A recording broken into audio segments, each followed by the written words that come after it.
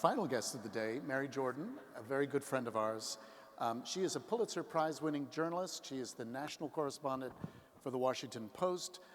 She has spent years abroad in London, in Mexico City, and in Tokyo.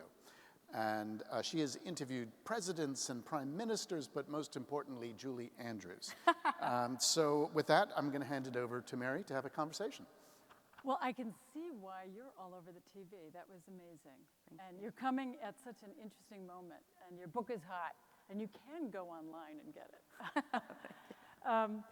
But you talk about what's society. Let's start big picture, and then we'll go down to individuals. But when you have everybody on the phone, and you zap creativity and all those things, what are we missing here as a society? Well, I think this idea of having time for reflection, I really think that when you're always responding to everything and you're on the devices so much for that, I feel like you don't get that time to reflect on maybe a bigger idea that will help you get there. And I feel like everyone's just so, I mean, I've been on book tours, so I have talked to so many different groups, young kids, older people, so many different cross sections, and everyone feels like they can't, the way it's made them so distracted all the time. Well, I'm struck because I'm lucky I do this podcast for people who excel in every field. So I was talking to the genius who is doing CRISPR. She's editing genes, right? She's trying to edit out the breast cancer gene or muscular dystrophy. So what does she say? She says, all the best ideas are when I'm gardening and I'm by myself. There you go. Then just last week I was talking to Ian McEwan, right? One of the best storytellers. He wrote Atonement, he wrote Amsterdam. Right now, he's probably one of the best writers. What does he say? Silence. He says, it's all about this. I just find it interesting that because of this interesting job where I'm talking to scientists who all excel, they're all creating something. Andrew Lloyd Webber said this year that he doesn't carry a phone because it's too distracting, and he's working with Taylor Swift. He's older, and he's like, I have to, to do something individual, to do something creative, I need my space. That's I'm so glad you brought that up because I was just listening to a podcast with Dave Eggers, and I know him, and he has a flip phone. Because he said, I can't write a novel with a smartphone sitting there. Like, how can I go deep in a novel? Like, I do everything to not be distracted and to get into flow. And this smartphone does everything it can. The business model is to glue your eye to that screen and to constantly get you on the screen. So I think what you're getting at, which is such a brilliant point, is that across these people you've talked to, they all need this space. They come up with their best ideas, or they know they need to create this space where they're uninterrupted. And we've created a society and these technology tools where their goal through business model and data wanting to manipulate our behavior is to distract us from whatever we're doing all the time. So I think it's at odds with having a healthy way to think. So we're at this interesting moment where I think people get this, right? I mean, I think we all want this. Yes. It's more expensive now to go on vacation where there's no internet, right? It's like a cool thing because, and people want that and need that. So, and I think people know what they're losing. I mean, screenwriters now are booking themselves on transatlantic boats because they can't get internet because they need new ideas. Is that right? Yes. And so, I guess. So those are four, it's interesting. It's like, and I heard someone earlier mentioning digital detox, which I really don't like that word. And I try to unpack why I don't like it, is because it assumes you can live without it. Detox, like if you're an alcoholic, like you're trying to completely abstain from something. And I think this is much more about self-regulation. Dr. Michael Rich from Harvard talks about it's more like obesity and self-regulating how you eat and what you eat. Because I think earlier someone was talking about, screen time. The reason that doesn't work is sometimes you might be researching versus, just scrolling mindlessly, and how do you measure that? But I think shifting the framing to make people want to go offline to get some pleasure back that they don't do anymore is a flip of the framing. Instead of saying to your kids, I'm taking away your screens, which sounds like such a horrible punishment, it's a framing of like, let's all make a day of all these things we don't do anymore. But so here is, like, let's practically speak, right? So you work at a high-powered law firm. Yeah. And you have to be on call. Client might call. It's not, you can't just disappear. You work maybe at a major newspaper, and your editor is like, you know, you have to be there. So how do we both be successful? Because a lot of jobs actually, you know, in hospitals and, you know, how are we going to do that practically? Yeah, I mean, I think there's two parts to that. Because on some level, we've made it's our culture that we demand that we're available every second. And that's actually not a healthy way to live. But I had a father who was a surgeon, a trauma surgeon, where people were being shot and he had to go to the emergency room. He used to carry a beeper. Do you guys remember beepers in the 80s? Only doctors and drug dealers had beepers. But when I was at the movie theater with my dad and his beeper would go off, like everyone would get up and we would go, like the Red Sea had parted, and we would go to the emergency room. But even he had a doctor he went on call to. He had another surgeon, and they would trade so that they could have a day off so they could be good doctors. And I think whoever has come up to me and go, oh, I could never turn off my phone for a day a week. I'm like, really? Don't you think you could say to your boss, or like you went on call to someone, even I had a freelance camera person talking to me. I'm a freelancer. It is so tough for me to not be available every second. And I said, well, what if you had another camera person that you really liked and you both, for one day a week, went on call to each other, like referred each other. So you each got a day off so you could kind of regroup and restore and remember the feeling of not being available to the world. Like the word I use, the way I feel, is liberated on Saturdays. And, but I hear you on I think it's our whole culture that we demand a response time that I think is ultimately an unhealthy way to live 24/7. But I think that books like yours, conversations like this, is just going to build it into people because they're going to know there is anxiety out there. Yeah. People are not sleeping, right? I mean, it's not fair. Thank God when I was growing up that I didn't see all the pictures of all the parties I wasn't invited to. Oh, well, yeah. You know, but I mean, it's not making people, so I do think, and I kind of feel it out there, right? People, so maybe in the same way that when younger people are hired, they're demanding certain things. They'll say, hey, you know what? And I need to I'll take this job, but I need this. I mean, at some point, it's just going to be a groundswell. I had someone that worked for me set a boundary with me. And I'll tell you something, at first I was like, and then I had great respect. I think that we need to stand up and say, you know, I need a day where I'm not available. And that has a ripple effect to other people too. Like I have an auto response on my phone, on my email. Most people know in my life, but you can do an auto response on your text too that just says, I'm just taking a day away from screens to replenish. I'll get back to you tomorrow. There's, you know, in 10 years, do you want to know how many times there's been something really important I've missed in the 10 years taking one day off a week? Nothing. Nothing. Nothing could not wait one day. And because I took a day off, I was probably better equipped to deal with it. This is what all very, very creative, especially people that want to do something big. Because, you know, think of all the time you just spend doing this, and then you get down that rabbit hole, and that leads to that, and then all of a sudden an hour's gone. And so you're just losing time. But let's have fun with this about how can we back up. Okay, so you talk about eye contact. It used to be that everybody looked at each other because that funny thing that you were showing, you know, you're not like this. And now people are weirded out because when, like I noticed, I was if in you New look York. at them, yes. Like yesterday, you know, I mean, I grew up because my parents are from Ireland and they moved when they were already in their late 20s, and my mom would walk to the store and talk to every single person along the way and bring some people she met home. So I grew up with eye contact and do it. But when I was in New York yesterday, I just looked at the guy when we were waiting for a light, and I asked him what time it was, and I looked at him, and I think, like he started following, he thought I was coming on to him. Like, you know, but I mean, it's just Yeah. that sometimes, and I've noticed other awkward things. So, like, you in your book talk about telling kids to make eye contact.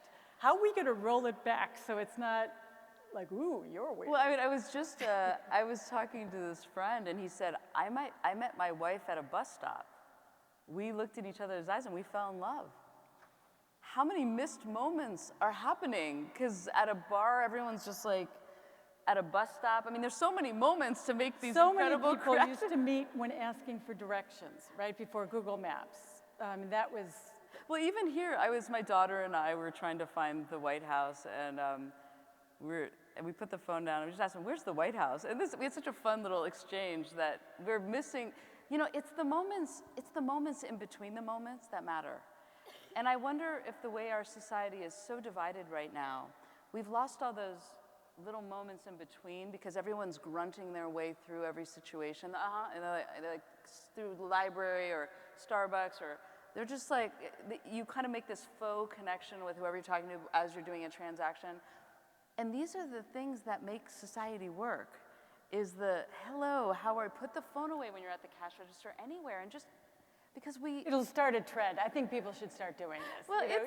it's really, ask people for directions and they look at you like, what? With your phone.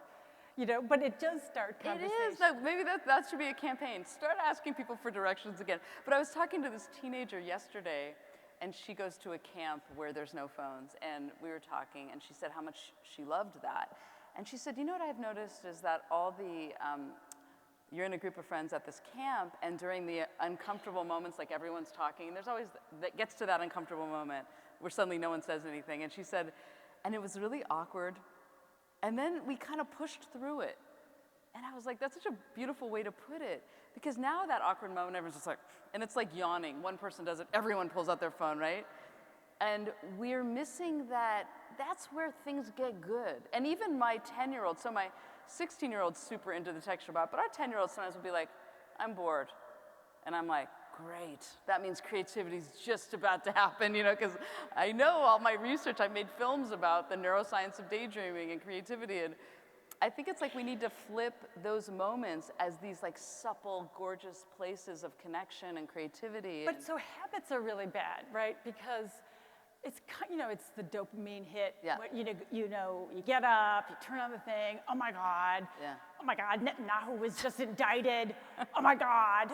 You know, like, I mean, you know, like, there's always like a new thing. What did the guy in the White House just say? You know, and yes. so okay. how do you break habits? That's I've got a tactical thing you all can do today. Because I did it when the president was elected, because I was waking up every morning to the news app. Like, I literally would roll over in my bed and look at what happened, and would be the cortisol, my heart was pounding, and that's how I started my day. And I make a lot of activist films, so all the activists were, you know. And I thought, oh my gosh, I don't want to start my day this way. So here's what I got. I got something called the 5-minute journal. Even if you don't journal, it's called a 5-minute journal. And I don't look at my phone when I wake up anymore. Just for about 20 minutes, it's totally changed my day. Is it a 5-minute or 20-minute? It is called a 5-minute journal, but I'm just telling you, the whole process is I wake up, and my phone's on airplane mode to wake me up, because I've yet to find an alarm clock that doesn't annoy me, but I'm closer. It's on airplane mode. I wake up, I go down to my coffee, and I pull out my journal. And it said, what are 3 things you're grateful for? And you always have to make them different so you're not repeating yourself. And that's fun. Then it says, what are 3 things that would make today great? And I sit there and I go, oh, what am I going to do? And then I kind of think about my day. It's a beautiful thing. And that's how I start my day. And it takes me like 5 minutes to do that. And I'm not looking at my phone. And then I've set the tone for my day. And then at the end of the day, you look at it again, and it said, what are 3 great things that happened today? And they're often very different than what you thought. And then even on the worst day, like you had the worst day, it makes you, I had that good cup of coffee. What is it? And it makes you search for it. It's such a beautiful way to end your day. And then the last question it asks, it says, what's one thing you wish you did differently? Boom, like that, my habit on beginning and ending my day is not with my phone. Because another thing that happened when I was ending my day with my phone is a lot of those people were ending up in my dreams. And like, I don't want to be dreaming about them. Like, you know, when you get that one email or that one post and then you're suddenly like, whoa, why are you in my dream? Like, go away. Because I feel like we need to curate our brains more. We are letting too much in all the time. And there's a lot of time, I love the web. I do these global days, character day. I love all the things we can do. I just don't love it all the time. And we have no space. We need to create these palaces of time in the week and in our day where we're setting the tone instead of the whole world setting the tone every second. And there's a big difference between, you know, watching some movie that people spent years making. Yeah. Right? There's different screens, too, that you could be looking at than just kind of things thrown up on your phone that you see in social media. Yeah, somebody was saying the difference between the big screen and the little screen. Obviously, I'm a filmmaker. I go to the movies every Saturday night with my husband, and there's nothing I love better than going to a packed theater on a big screen in the dark with a whole bunch of people and laughing and crying together. Nothing better to me. But it's a big screen, and we're doing it together. And we're all looking at the same thing. And I miss those days when, I missed the whole Game of Thrones because I was working on my book, but just everyone was talking about one thing. And like these cultural moments when we're talking about something at the same time. And right now, everyone's kind of in their own screen world most of the time. When you have been all over the place and on Good Morning America and Morning Joe and in some of the packed houses with your book tour, has anyone come up and said anything that you can tell us that maybe you remember or that you thought, hey, that's kind of an interesting point? Or I just always find it interesting who is out there and who's coming and who's responding to your book. I think the thing that has been most striking to me is just everywhere I go, everyone's kind of nodding to me, like, can you really do that? Like people need permission to exist in that way, and that, I mean, I've had kind of people almost like emotional of thinking that they needed permission to actually go offline. I think that teenage girl I was talking to the other night, and then, you know, a lot of the younger kids saying my parents are on their phones all the time. So I think everyone, I spoke to a millennial, a woman who was single. She said, I know I'm on the screens too much, but I'm single, and it's like my whole world, I don't even have any friends that aren't online. And I was really struck by that, of just, I think the issues are different, but that across the board at all these events I've been to in the last 2 months, there's a deep sense of everyone that there's something not quite right with the way we're living. And it feels deep. And again, I am not against progress or technology. I think that the pendulum has swung so far, and that we need to, as a society, talk about when does it make things better? A lot of times it makes things better. And when does it make things worse? I mean, one of the pieces of research that I will share that I really has changed my own habits is just seeing someone else's cell phone off on the table will make you less distracted, less focused. So at my film studio now, there's no phones on the table because it's how you're distracting other people too. Like everyone is, it's like, I used to be a smoker in my 20s and I was horrible because my father was a doctor and I was rebelling, but I did get addicted.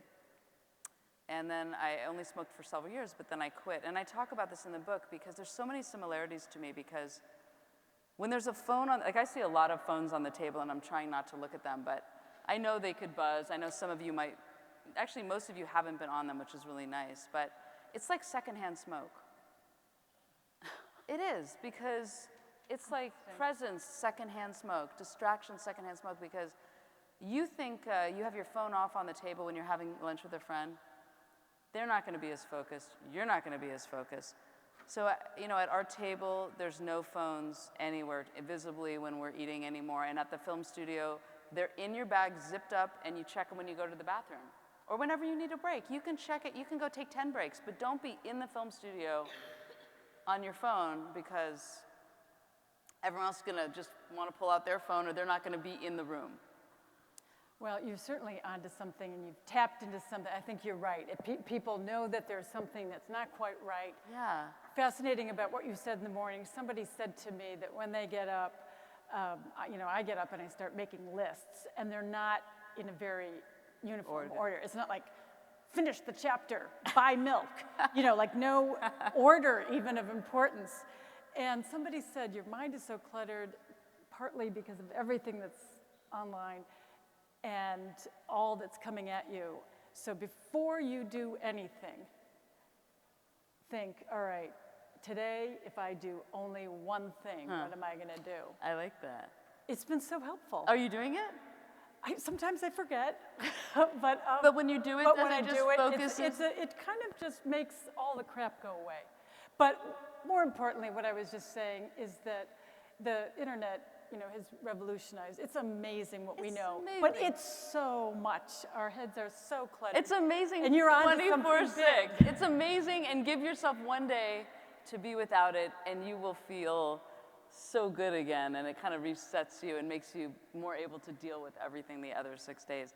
But I have, so I do Character Day, which, just to give you a brief line, is so we make films on positive psychology, neuroscience, and social science of how to develop who you are for students and companies and colleges, and we had over 200,000 groups participate from all over the world, and at my film studio, I interview my favorite thinkers on it for like 20 minutes on a Google Hangout, and all the events can tap into it. So again, that's the marvel of the internet, that we can do this kind of decentralized, centralized event. So this year, the focus was on character and screen use. So we made, and my book was coming out, and we're trying to get this message across bigger. So we made we're doing a whole series of films.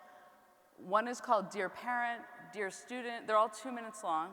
One's called Dear CEO. That's about the 24/7 culture. Dear Legislature. Dear Citizen, about data manipulation. And then Dear Fellow Human, about remember the good of being human without the screens. So